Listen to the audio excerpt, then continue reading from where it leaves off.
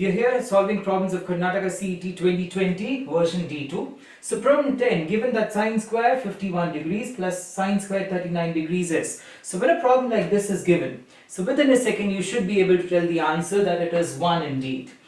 Now why is that so? We know that sine square theta plus cos square theta is equal to 1. And if you observe, 51 plus 39 is equal to pi by 2 or 90 degrees. So therefore, if we need to solve, so I can write this as, so this can be written as sine of 90 minus 39 degrees the whole square.